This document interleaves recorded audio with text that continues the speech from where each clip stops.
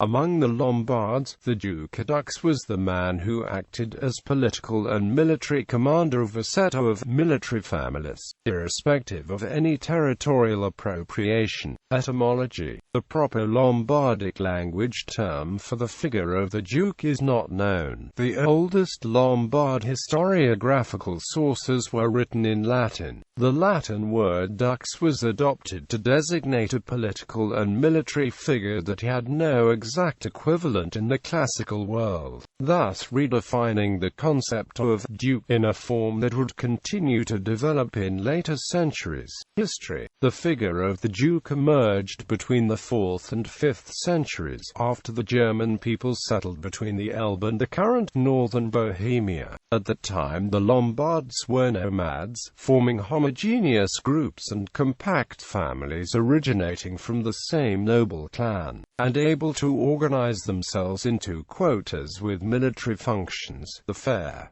The dukes were the leaders of the fair. In that office they were honored as warriors for the dynastic ties and the valor shown in war, and later rewarded by the king. The figure of the Lombard duke encompassed a mixture of military, noble, sacred, political, judicial and administrative elements. In the assembly of the people in arms, the dukes had a prominent role, and were decisive in the election of the king. Once in Italy, the ducal institution gradually became linked with the territory, but always subordinate to the political military status of the duke. Since the first city conquered by Alboin in 568, Cividale, a duke was appointed in any militarily significant urban center, with a mandate to lead the Lombards warriors settled in nearby areas, in Fara, against any enemy threats. For that first settlement, however, the ducal institution had a dual character. On the one hand, the duke was a commander of an army; on the other, he was the head of a fraction of the people, and therefore subject to the expectations and traditions of the people themselves.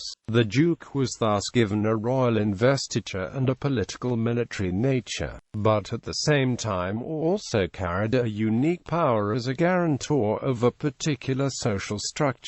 These coexisting but contradictory factors characterize the Lombard kingdom, in constant tension between the centralizing impulses of sovereign power and aspirations for autonomy of the dukes. Over the centuries, a transition was seen from greater ducal independence to a growing assertion of central power, although their aspirations for autonomy were not completely settled. The Lombard duchies, both in Langobardia Major and Langobardia Minor, were not abolished with the fall in the realm in 774, and were later incorporated into the Carolingian Empire. The only exception, the Duchy of Benevento, was soon elevated to the rank of principality, retaining its autonomy and indeed playing an important political role until the arrival of the Normans in the 11th century. With the defeat of the Lombard kingdom by the Franks of Charlemagne, the figure of the Lombard duke was replaced by the Frankish count. However, the Duchy of Benevento remained outside the Carolingian Empire, and maintained a substantial degree of autonomy.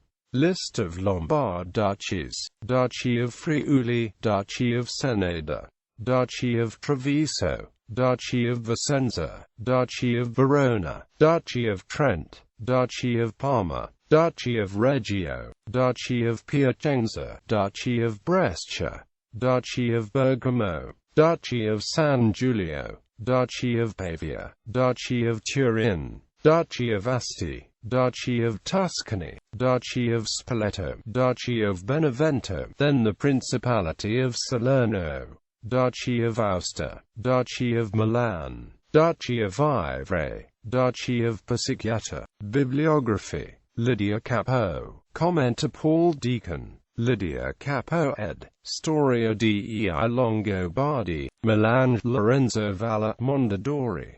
ISBN 8804-330104. Rovagnati, Sergio. I Longobardi, Milano, Xenia. ISBN 8872734843. Giorgianut, Storia dei Longobardi, Turin, Einaudi, 2002. ISBN 88-464-40854-4.